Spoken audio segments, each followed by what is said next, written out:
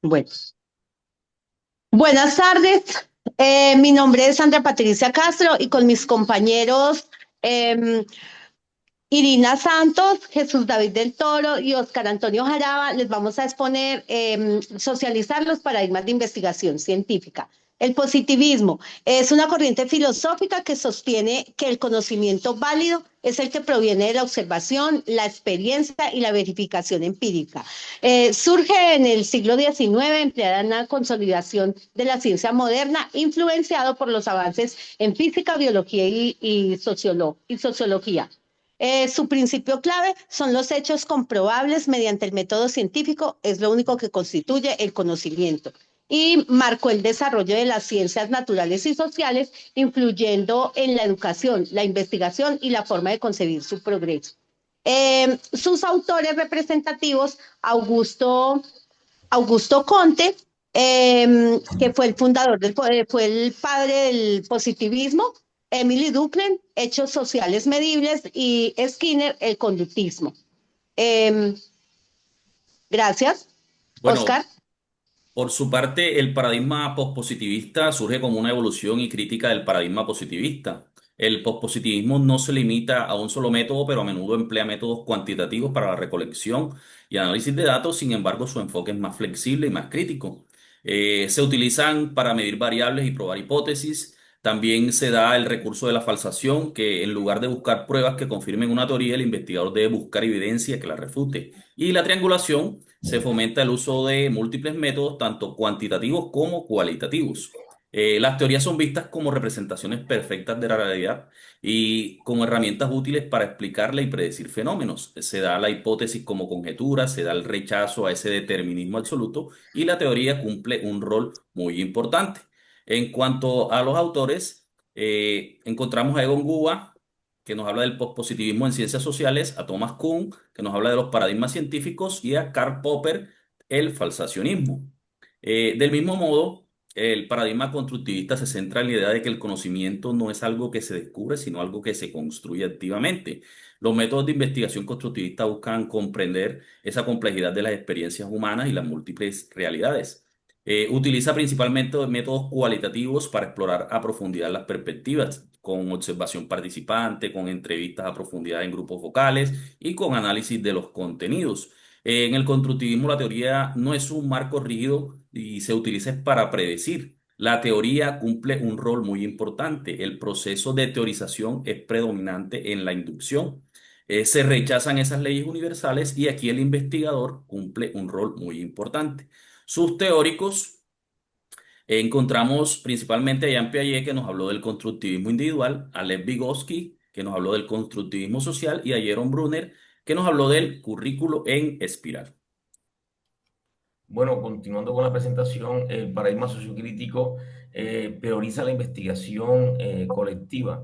Utiliza métodos como la investigación, acción, participación, también metodologías decoloniales, por ejemplo, la oralidad, cartografías críticas, autobiografías. Igualmente, los talleres de diálogos participativos, grupos focales, diálogos críticos y etnografía crítica. Respecto a los niveles de participación, se enfoca en las teorías dialécticas que integran la reflexión teórica y la praxis para la emancipación. Respecto a los autores representativos de este paradigma, vemos a Paulo Freire.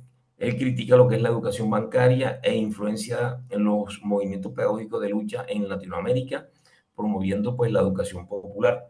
Tenemos también a Jürgen Habermas. Él estableció la teoría de la acción comunicativa y democracia deliberativa. Orlando Fabborda, pues sus aportes principales son la pedagogía crítica, la teoría de la acción comunicativa y la IAP.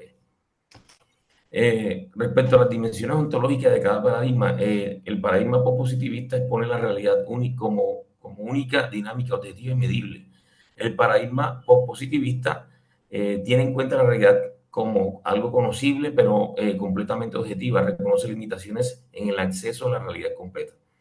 Para el paradigma constructivista, la realidad es múltiple, construida por actores sociales, es subjetiva y contextual.